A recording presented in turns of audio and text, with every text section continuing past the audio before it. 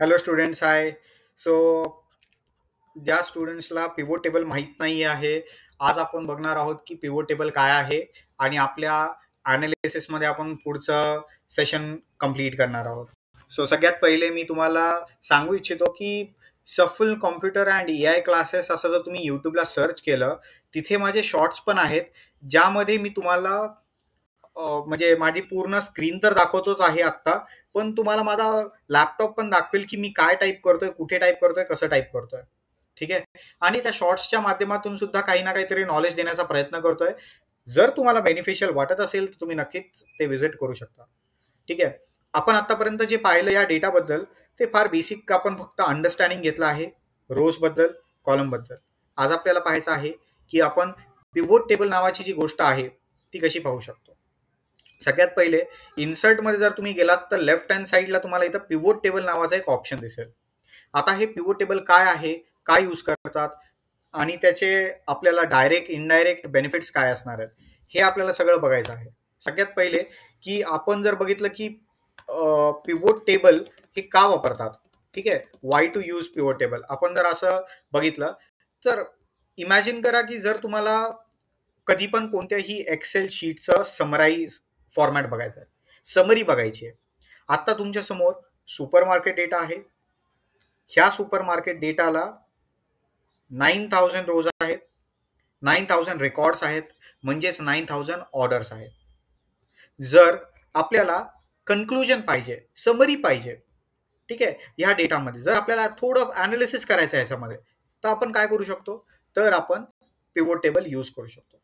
ठीक आहे. ह्यामध्ये फिल्टर करू शकतो, ह्यामध्ये आपण ग्राफिकल व्ह्यू आणू शकतो, ह्यामध्ये समरी पाहू शकतो. ठीक आहे. एका जस्ट एक स्मॉल फॉर्म्युला थ्रू. तर हे कसं करायचं आहे सगळं हेच आपण बघणार आहोत. सगळ्यात पहिले सिंपल तुमच्या दिलेल्या कीबोर्डवरती तुम्हाला काय करायचं आहे, हा डेटा सिलेक्ट करायचा आहे कुठे पण, म्हणजे एक कुठे पण तुमचा कर्सर ठेवा आणि पूर्ण डेटा जेवढा आहे तो सिलेक्ट करा. सिलेक्ट जर कोणाला माहित नसेल कसं करतात तर मी सांगतो. कंट्रोल की दाबून ठेवायची आहे. CTRL नावाची एक की आहे, ही तुम्हाला प्रेस करून ठेवायची आहे आणि ए बटन दाबायचं आहे. A for all. कंट्रोल ए. ठीक आहे. कंट्रोल की मी दाबून ठेवली आणि मग त्याच्यानंतर शांतपणे परत एकदा करून दाखवतो की मी कंट्रोल की दाबून ठेवलेली आहे माझ्याकडे एका बोटाने, आणि दुसऱ्या बोटाने आता एकदा मी ए दाबतोय शांतपणे, गडबड करायची गरज नाही आणि सोडून देतोय. एकदाच दाबतोय आणि सोडून देतोय. ठीक आहे. परत एकदा दाबलं तर हे असं पूर्ण शीट सिलेक्ट होत असते. पूर्ण शीट नाही सिलेक्ट करायची आहे. ठीक आहे. पूर्ण शीट सिलेक्ट होते. हे कसं कळालं मला, सर हे बघा ना, इकडे डेटा नाही लिहिलाय राईट हँड साईडला, इकडे पण सिलेक्शन झालेलं आहे, हे नाही पाहिजे. मग परत तुम्ही इथं या, परत कंट्रोल दाबून ठेवा, ए दाबून ठेवा. ठीक आहे. जर असं वाटलं आपल्याला की राईट साईडचं पण सिलेक्ट होतंय, नाही म्हणजे आपण ए जास्त वेळ दाबतोय. थोडाच एकदा सिंपल एकदा दाबायचं. टायपिंगमध्ये कसं दाबतो आपण ABCD तसं, आणि मग कंट्रोल आरामशीर सोडून द्या, घाई करायची गरज नाही. ह्याला म्हणतात कंट्रोल प्लस ए, सिलेक्ट ऑल डेटा. ठीक आहे ना. कंट्रोल प्लस ए दाबलेला आहे, सिलेक्ट ऑल डेटा झालेला आहे. सिलेक्ट ऑल डेटा झाल्याच्या नंतर मी इथं पिव्होट टेबलवर येऊ शकतो. पिव्होट टेबलला आल्याच्या नंतर हे इथे आपलं सिलेक्शन ऑलरेडी दिसतं की तुम्हाला पिव्होट टेबल कशावरती इम्प्लिमेंट करायचं आहे, म्हणजेच तुम्हाला ॲनालिसिस कशावरती करायचं आहे, किंवा जे काही तुम्हाला सारांश बघायचा आहे, समरी बघायची, कन्क्लुजन बघायचं आहे, ते कशावर बघायचं आहे. सिंपल. ठीक आहे. आता ह्याचंच सर कीबोर्ड पण आम्हाला बघायचं आहे वगैरे, जर असं तुम्हाला वाटत असेल तर यूट्यूबचे शॉर्ट्स बघा, त्यामध्ये मी लगेच रेकॉर्ड करतोय. ठीक आहे. ह्याच्यासाठीच, आणि तुम्हाला लगेच कळेल की म्हणजे माझा कीबोर्डचा पण वापर कसा होतोय. ठीक आहे. आता नेक्स्ट आपण बघूयात की इथे सिलेक्शन झालंय, मला ह्याच्याबद्दल टेबल पाहिजे, पण कुठे पाहिजे. इथे लिहिले choose where you want to insert the pivot table. ठीक आहे. आता नवीन वर्कशीटमध्ये पाहिजे का एक्झिस्टिंग. नवीन वर्कशीट म्हणजे काय, मी जर ओके केलं तर इथे बघा, तुम्ही नीट बघा, सुपर मार्केटचा डेटा इथं आहे आणि एक नवीन शीट बनलेली आहे. म्हणजे सुपर मार्केट नावाची आपली एक फाईल होती, त्यामध्ये इथे एक शीट आहे, मग दुसरी एक शीट बनली. आपण अशा किती पण शीट ऍड करू शकतो. हे बघा इथं प्लस बटन आहे, आपण अशा किती पण शीट इथं ऍड करू शकतो, असं प्लस बटनवर ऍड करून. आणि ज्या मला शीट नको आहेत त्या मी काय करतोय, राईट क्लिक दाबतोय. हे इथे माऊसनी राईट क्लिक दाबा. जर तुमच्याकडे लॅपटॉप असेल तर लॅपटॉपला सुद्धा जिथं माऊस असतो ना, आपला माऊसचा सेक्शन, हे आपण इकडे तिकडे करतो. ठीक आहे. ते ह्याच्यावर आणायचं आहे, आणि तिथं त्या माऊसलाच खाली दोन बटन असतात, एक लेफ्ट बटन, एक राईट बटन, माऊसलाच. ठीक आहे. माऊसला लेफ्ट साईडचं बटन दाबले की इथं मला डिलीटचं ऑप्शन येतं. सॉरी, मी परत जातोय, परत इथं डिलीटचं ऑप्शन, हे डिलीट झाली. ठीक आहे, या प्रकारे डिलीट झाली, या प्रकारे डिलीट झालं आणि या प्रकारे परत अननेसेसरी मी डिलीट करून टाकलं. आता इथे मी आलेलो आहे, हे माझं पिव्होट टेबल नव्याने बनलं आहे. ह्याचा वापर कसा करायचा हे तर आपण शिकणारच आहोत, आपल्याला वेळ लागणारच आहे यामध्ये. पण आपण अजून एक गोष्ट बघून घेऊयात की इथं माझा परत एकदा मी कंट्रोल ए नी डेटा सिलेक्ट करतो, इथे जातो, सॉरी इन्सर्ट मध्ये जाऊन इथे पिव्होट टेबल मध्ये जातो आणि इथे डेटा टेबल असं सिलेक्ट करतो. आता न्यू एक्झिस्टिंग जर म्हणलं, न्यू वर्कशीट न करता एक्झिस्टिंग वर्कशीट, तर हा मला एक्सेल मला काय ऑप्शन विचारतोय, लोकेशन विचारतोय, कुठे करायचं. ठीक आहे, कुठे करायचं म्हणजे तुम्ही काय करू शकता, तुमचं लोकेशन देऊ शकता. लोकेशन बद्दल तुम्हाला माहित असायला पाहिजे की आता लोकेशन देतात कसं.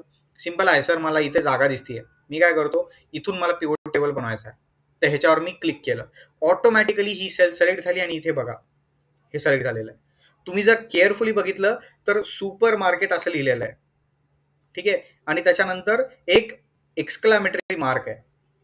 ठीक आहे, व्यवस्थित तुम्ही स्वतः त्याला पॉज करून व्यवस्थित बघा की इथे काय लिहिलंय. सुपर मार्केट नंतर एक एक्सक्लामेटरी मार्क आहे आणि त्याच्यानंतर $T1 T1 हे बेसिकली T1 आहे.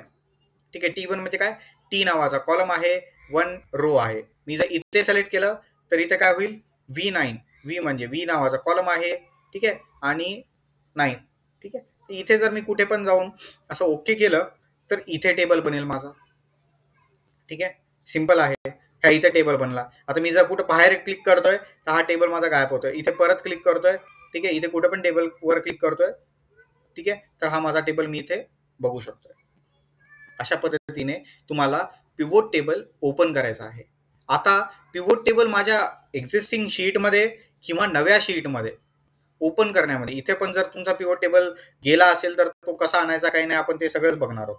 ठीक आहे, पण तुमच्याकडे जर तुम्हाला वाटत असेल की पिव्होट टेबल म्हणजे तुमच्या शीटमध्ये, एक्झिस्टिंग शीटमध्ये आणायचा आहे का नवीन शीटमध्ये आणायचा आहे, हे कसं डिसाईड करणार. सिंपल आहे सर, मला जर लगेचच्या लगेच डेटा छोटा आहे, खूप जास्त कॉलम नाही आहेत आणि त्याच एकाच वर्कशीटमध्ये, ह्याला वर्कशीट म्हणतात. ठीक आहे, एकाच वर्कशीटमध्ये, एकाच शीटमध्ये मला जर सगळं रिप्रेझेंटेशन करायचं आहे तर मी काय करेल, हा माझा इथं डेटा आहे, जास्त कॉलम नाही आहेत, मी थोडंसं राईटला गेलो तर इथं मला पिव्होट टेबल दिसू शकतो. ठीक आहे, आणि हा जर पिव्होट टेबल मला इथं दिसू शकतो तर मी सिंपल हे करू शकतोय, म्हणजे एकत्र सगळं दाखवू शकतोय. बरोबर ना, म्हणजे इथे माझा डेटा आहे आणि लगेच राईट साईडला माझा पिव्होट टेबल आहे. हा फारच राईटला गेलाय, मी इथे आणू शकतो त्याला एम कॉलम मध्ये. कसा आणायचा, परत एकदा मी ह्याला कंट्रोल ए केलेलं आहे. ठीक आहे, परत इन्सर्ट मध्ये जाऊ शकतो, पिव्होट टेबल करू शकतो, इथे जातोय एक्झिस्टिंग शीट, लोकेशन, लोकेशन मध्ये इथे करतोय, ह्याला मी ओके करतोय. ठीक आहे, तर हा पिव्होट टेबल इथं आला. आता काही जणांना प्रश्न पडला असेल की सर हाच पिव्होट टेबल इकडे गेला का काय, नाही, मी हेच दाखवण्यासाठी तुम्हाला हा पिव्होट टेबल तसाच ठेवलेला आहे. ठीक आहे, इथं तुम्ही केअरफुली बघितलं तर कळेल तुम्हाला पिव्होट 3, पिव्होट 2 आणि इथे पिव्होट 1 असं लिहिलेलं आहे. म्हणजे एकदा तुम्ही पिव्होट टेबल बनवला तर जोपर्यंत तुम्ही डिलीट करत नाहीत तोपर्यंत तो ऑटोमॅटिक तर डिलीट होत नसतो, तुम्हाला एकतर करावा लागतो, नाही तर तो तसाच राहतो. ठीक आहे, म्हणजेच काय सर, आपण multiple analysis at A time पण करू शकतोय.